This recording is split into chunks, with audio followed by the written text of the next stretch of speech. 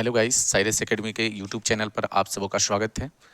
आज मैं मैट्रिक परीक्षा 2025 के लिए मॉडल पेपर लेकर आया हूँ। मॉडल सेट 1 ये सामाजिक विज्ञान के लिए है। ये एक क्वेश्चन बहुत ही इंपॉर्टेंट है, आप लोग पूरा क्वेश्चन देखें। चलिए पहला क्वेश्चन देखते हैं साथियों। पहला क्वेश्चन क्या है आज का? चलिए पहला क्वेश्चन है कि यूरोप का मरीज किसे कहा जाता था? यूरोप का मरीज किसे कहा जाता था? क्या तुर्की, इटली, इंग्लैंड या फ्रांस? मेरे साथियों याद रखिएगा, यूरोप का मरीज तुर्की को कहा जाता था। ठीक है, चलिए अगला प्रश्न देखते हैं मेरे साथियों। अगला प्रश्न क्या है कि यंग इटली की स्थापना किसने की थी? यंग इटली की स्थापना किसने की? मेजनी ने, काबूर ने या गैरीबल्डी ने या बिस्मार्क ने? मेरे साथियों याद रखिएगा, इसका सही आंसर होगा मेजनी ने। चलिए अगला प्रश्न देखते हैं मेरे साथियों। अगला प्रश्न है कि अंतर्राष्ट्रीय महिला दिवस कब मनाया जाता है? 8 जनवरी को, 8 मार्च को, 8 मई को, 8 जुलाई को? साथियों याद रखिएगा, इसका सही आंसर होगा 8 मार्च को। चलिए अगला प्रश्न देखते हैं मेरे साथियों। अगला प्रश्न क्या है? अगला प्रश्न क्या है मेरे साथियों? अगला प्रश्न देखते हैं हम लोग। अगला प्रश्न देखते हैं कि अप्रैल थीसिस किसने लिखी? ट्रस्की ने या स्टाइलिन ने या लेलिन ने या क्रेंस्की ने? बताइए 4 नंबर प्रश्न का सही आंसर क्या होगा मेरे साथियों? तो याद रखिएगा, इसका सही आंसर होगा लेलिन ने। चलिए अगला प्रश्न देखते हैं। अगला प्रश्न क्या है कि सोवियत संघ की विघटन किस वर्ष हुआ? 1964, 1985, 1990 या 1991? मेरे साथियों याद रखिएगा, इसका सही आंसर है 1991। चलिए जल्दी जल्दी से करते हैं ताकि क्वेश्चन इसमें ज़्यादा है थोड़ा। चलिए अंकुर वाटिका में किस हिंदू देवता का मंदिर है? बताइए विष्णु, शिव, ब्रह्मा या इंद्र? तो याद रखिएगा मेरे साथियों, इसका आंसर होगा विष्णु। ठीक है, चलिए अगला प्रश्न देखते हैं। अगला प्रश्न क्या है मेरे साथियों? गांधी जी को महात्मा की उपाधि किसने दी? बताइए रविंद्रनाथ टैगोर, एनी बेसेंट या गोपाल कृष्ण गोखले या अब्दुल कलाम आजाद? मेरे साथियों इसका सही जवाब होगा रविंद्रनाथ टैगोर। चलिए अगला प्रश्न देखते हैं मेरे साथियों। अगला प्रश्न क्या है कि पूर्ण स्वराज्य दिवस कब मनाया गया? 26 जनवरी 1930, 26 जनवरी 1931, 26 जनवरी 1949 या 26 जनवरी 1950? तो याद रखिएगा, पूर्ण स्वराज्य दिवस के बारे में कहा गया है मेरे साथियों, तो याद रखिएगा ये 26 जनवरी 1930 को मनाया गया। चलिए अगला प्रश्न देखते हैं मेरे साथियों। विधान कांग्रेस की अध्यक्षता किसने की? गैरीबल्डी ने, काउंट काबूर ने, विलियम वन ने या मेटरनिक ने? तो याद रखिएगा मेरे साथियों, इसका आंसर होगा मेटरनिक। चलिए अगला प्रश्न करते हैं। अगला प्रश्न क्या है कि गुरु गोविंद सिंह जी का जन्म किस नगर में हुआ था? अमृतसर, पटना, लाहौर या इलाहाबाद? मेरे साथियों इसका याद रखिएगा आंसर, ये इसका सही जवाब होगा पटना। चलिए अगला प्रश्न देखते हैं मेरे साथियों। अगला प्रश्न क्या है? अगला प्रश्न है कि ईस्ट इंडिया कंपनी भारत से अफीम निर्यात किस देश को करती थी? अमेरिका को, चीन को, जापान को या अफगानिस्तान को? तो याद रखिएगा मेरे साथियों, चीन को करता था। किसको करता था? चीन को। चलिए अगला प्रश्न देखते हैं। अगला प्रश्न है कि रूसो किस देश का दार्शनिक था? रूसो किस देश का था? फ्रांस का, अमेरिका का, रूस का या इंग्लैंड का? याद रखिएगा मेरे साथियों, इसका सही आंसर होगा फ्रांस। ठीक है, चलिए अगला प्रश्न देखते हैं हम लोग। अगला प्रश्न क्या है कि किस घटना के विरोध में महात्मा गांधी ने अपनी कैसरे हिंद की उपाधि त्याग दी? कैसरे हिंद की उपाधि त्याग दिया गांधी जी ने? बताइए चौरा चौरी कांड है या जलियांवाला बाग हत्याकांड है, गांधी इरविन पैक्ट है या किसान आंदोलन है? याद रखिएगा मेरे साथियों, जलियांवाला बाग हत्याकांड है। चलिए अगला क्वेश्चन देखते हैं। किस वर्ष साइमन कमीशन भारत आया? बताइएगा कब आया था? 1900 भारत आया 1922, 1924, 1927, 1928? तो याद रखिएगा कब भारत आया। तो याद रखिएगा भारत आया कब? तो 28 में आया था। ठीक है साथियों, याद रखिएगा 28। देखिए पिछला क्वेश्चन क्या था? किस घटना के विरोध में महात्मा गांधी ने अपनी कैसरे हिंद की उपाधि त्याग दी थी? तो याद रखिएगा जलियांवाला बाग हत्याकांड। ठीक है, चलिए अगला प्रश्न देखते हैं मेरे साथियों। अगला प्रश्न कहा कि विश्व में सर्वप्रथम मुद्रा की शुरुआत कहाँ हुई? बताइए भारत, जापान, चीन या अमेरिका? तो मेरे साथियों याद रखिएगा, मुद्रा का आविष्कार चीन में हुआ था। चलिए अगला प्रश्न देखते हैं। अगला प्रश्न है कि हिंद चीन में कोलोन किन्हें कहा जाता था? या विद्यार्थियों को, सैनिकों को, फ्रांसीसी नागरिकों को या चीनी नागरिकों को? बताइए 16 नंबर प्रश्न का सही आंसर क्या होगा? तो फ्रांसीसी नागरिक को कोलोन कहा जाता था। ठीक है, चलिए अगला प्रश्न देखते हैं मेरे साथियों। अगला प्रश्न है कि इटली के एकीकरण में निम्न में से किसका संबंध नहीं है? बिस्मार्क, मेजनी, काबूर या गैरीबल्डी? बताइए 17 नंबर प्रश्न का सही आंसर क्या होगा मेरे साथियों? तो याद रखिएगा बिस्मार्क का संबंध नहीं था। किसका संबंध नहीं था? बिस्मार्क का संबंध नहीं था। चलिए अगला प्रश्न को देखते हैं। अगला प्रश्न क्या है? अगला प्रश्न है कि युद्ध और शांति पुस्तक किसने लिखी? यानी वार एंड पीस की रचना किसने की? बताइएगा प्लेख नोवा ने या टॉलस्टॉय ने या कार्ल मार्क्स ने या तुर्गेनेव ने, तो याद रखिएगा टॉलस्टॉय ने। किसने किया? टॉलस्टॉय ने। चलिए अगला प्रश्न देखते हैं मेरे साथियों। अगला प्रश्न क्या है? विश्वव्यापी आर्थिक संकट किस वर्ष आरंभ हुआ था?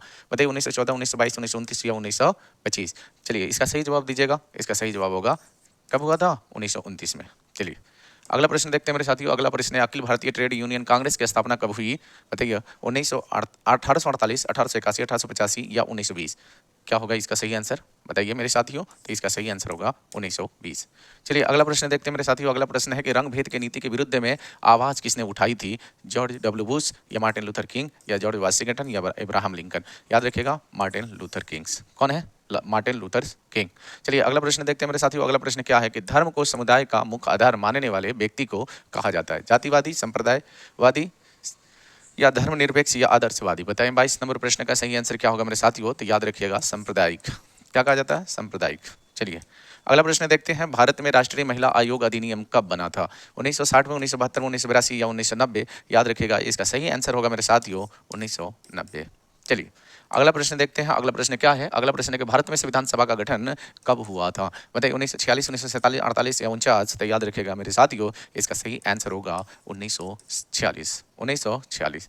चलिए अगला प्रश्न देखते हैं मेरे साथियों। अगला प्रश्न क्या है? तेलंगाना राज्य का गठन कब हुआ था? तेलंगाना राज्य का गठन कब हुआ था? 2 जून 1914, 2014 है प्लीज, सॉरी, 2 जून 2015 या 2 जून 2016 या 2 जून 2017। तो याद रखिएगा इसका सही आंसर होगा 2 जून 2014।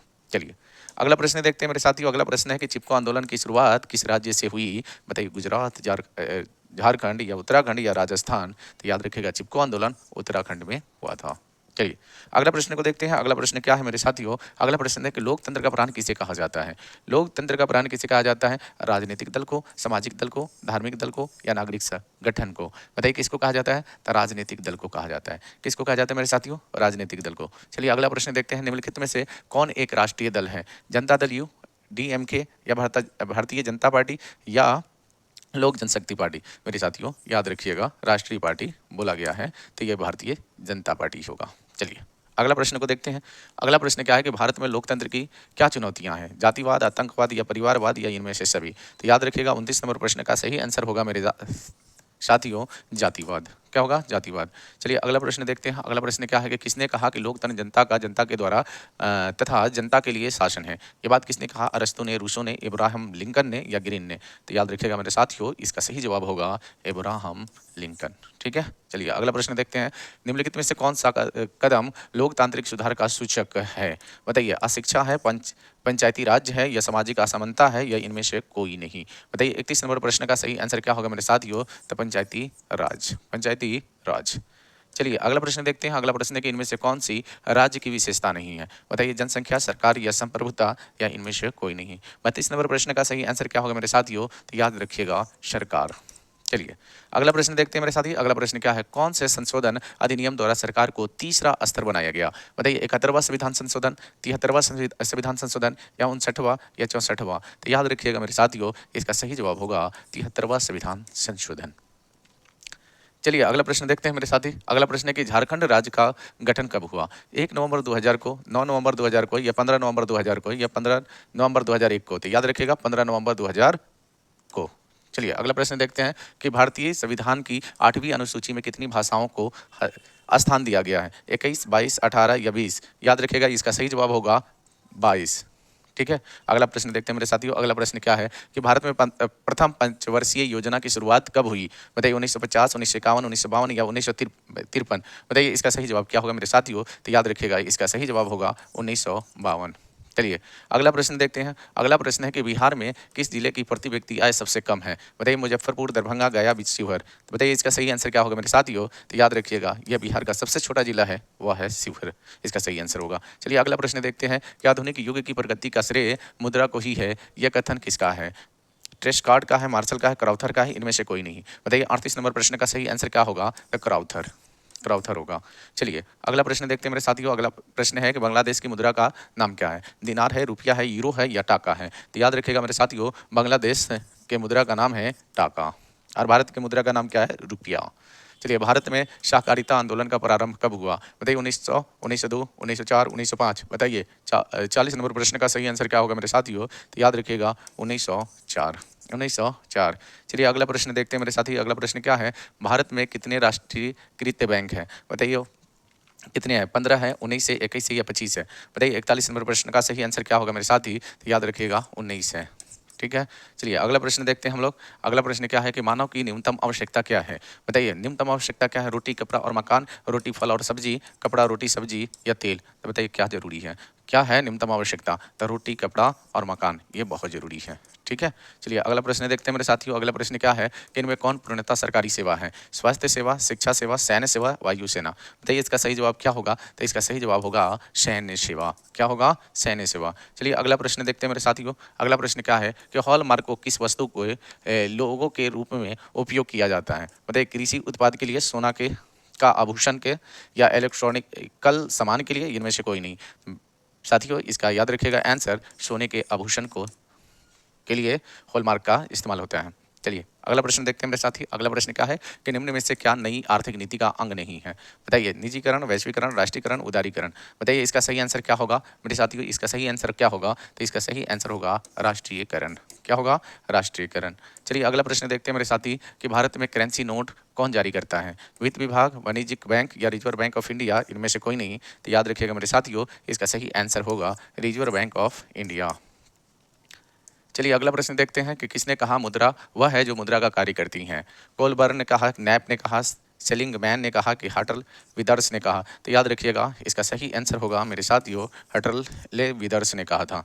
चलिए अगला प्रश्न को देखते हैं। अगला प्रश्न क्या है कि भारत की आर्थिक व्यवस्था कैसी है, बताइए कैसी आर्थिक व्यवस्था है हमारी भारत की, पूंजीवादी, समाजवादी, समयवादी या मिश्रित, तो याद रखिएगा मेरे साथियों मिश्रित है भारत की अर्थव्यवस्था। चलिए अगला प्रश्न देखते हैं।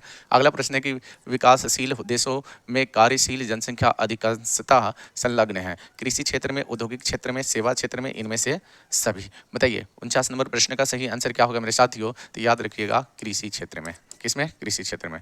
चलिए अगला प्रश्न देखते हैं। निम्न में से कौन सा बहुराष्ट्रीय कंपनी है, Ford Motors, Samsung, Coca Cola, इनमें से सभी, बताइए। 50 नंबर प्रश्न का सही आंसर क्या होगा मेरे साथियों, तो याद रखिएगा इसका सही आंसर होगा इनमें से सभी हो जाएंगे। चलिए अगला प्रश्न देखते हैं। अगला प्रश्न क्या है, निम्नलिखित में से कौन नवीकरणीय संसाधन है, नवीकरणीय क्या कौन सा है, पेट्रोल है, कोयला है, जल है या लौह एक्स है, देखिए पेट्रोल, कोयला और लव एक्स ये सभी अनवनीकरणीय है। अनवनीकरणीय कौन है, तो जल है, तो इसका सही आंसर क्या होगा, जल होगा। चलिए अगला प्रश्न देखते हैं मेरे साथियों। अगला प्रश्न है कि जामनगर तेल शोधक कारखाना किस राज्य में स्थित है, गुजरात में, आंध्र प्रदेश, असम या तमिलनाडु, बताइए इसका सही जवाब क्या होगा मेरे साथियों, तो याद रखिएगा इसका सही आंसर होगा गुजरात। कहाँ होगा, गुजरात होगा। चलिए अगला प्रश्न देखते हैं मेरे साथी। अगला प्रश्न क्या है कि तारापुर परमाणु विद्युत केंद्र है, गुजरात में है या महाराष्ट्र में या तमिलनाडु में या राजस्थान में, तो याद रखिएगा मेरे साथियों ये कहाँ है तारापुर, तो तारापुर महाराष्ट्र में है। कहाँ है मेरे साथी, महाराष्ट्र के अंदर है। चलिए अगला प्रश्न को देखते हैं। अगला प्रश्न है कि किस देश की सीमा बिहार से जुड़ी हुई है, नेपाल, भूटान, बांग्लादेश या चीन, तो मेरे साथी याद रखिएगा ये कौन सा देश हो जाएगा, तो नेपाल। कौन हो जाएगा, नेपाल। चलिए अगला प्रश्न देखते हैं कि निम्न में से कौन खरीफ की फसल है, गेहूं है कि तिलहन है कि जौ है कि धान है, मेरे साथियों याद रखिएगा ये तीनों क्या है, रबी फसल है, लेकिन धान क्या है, खरीफ फसल है। चलिए अगला प्रश्न देखते हैं मेरे साथियों। भारत में कोयले का सर्वप्रमुख उत्पादन राज्य है, सबसे पहले कोयला कहाँ से निकाला गया, उड़ीसा, झारखंड, पश्चिम बंगाल या छत्तीसगढ़, याद रखिएगा मेरे साथियों कि सबसे पहले कोयला पश्चिम बंगाल के रानीगंज से निकाला गया था। चलिए अगला प्रश्न देखते हैं। अगला प्रश्न है कि भारत में सर्वप्रमुख चावल उत्पादक राज्य है, सर्वप्रमुख चावल उत्पादक पश्चिम बंगाल, बिहार, उत्तर प्रदेश या केरल, तो याद रखिएगा मेरे साथियों इसका सही आंसर होगा पश्चिम बंगाल। ठीक है, चलिए अगला प्रश्न देखते हैं। अगला प्रश्न है कि परिवहन के साधनों में सबसे सस्ता परिवहन का साधन कौन है, सड़क, जल, रेल या वायु, बताइए इसका सही आंसर क्या होगा मेरे साथियों, तो इसका सही आंसर होगा जल। जल परिवहन सबसे सस्ता है, और सबसे महंगा पूछा जाए तो वायु परिवहन हो जाता, लेकिन पूछा क्या है, सस्ता, तो सस्ता में जल होगा। चलिए अगला प्रश्न देखते हैं कि भारत में हरित क्रांति की शुरू हुई, तो भाई हरित क्रांति आया था 66-67 में, लेकिन भारत में चालू कब से हो गया, 1968 में। कब से चालू हुआ, 1968 से। चलिए अगला प्रश्न देखते हैं मेरे साथियों। अगला है कि लॉ एक्ट है, क्या है लॉ एक्ट, नवीकरणीय संसाधन है, अनवीकरणीय संसाधन है, जैव संसाधन है, मानवकृत संसाधन है, याद रखिएगा अनवीकरणीय संसाधन है। चलिए अगला प्रश्न देखते हैं। अगला प्रश्न है कि लॉ एक्ट है, क्या है, अनवीकरणीय है। ठीक है, चलिए अगला प्रश्न देख लेते हैं कि प्राकृतिक गैस पाई जाती हैं यूरेनियम के साथ, कोयले के साथ या खनिज तेल के साथ या चूना पत्थर के साथ, तो याद रखिएगा मेरे साथियों ये मिलता है खनिज तेल के साथ। किसके साथ? खनिज तेल के साथ। चलिए अगला प्रश्न को देखते हैं मेरे साथियों। अगला प्रश्न क्या है कि निम्न में से कौन एशिया का सबसे बड़ा परमाणु शक्ति केंद्र है?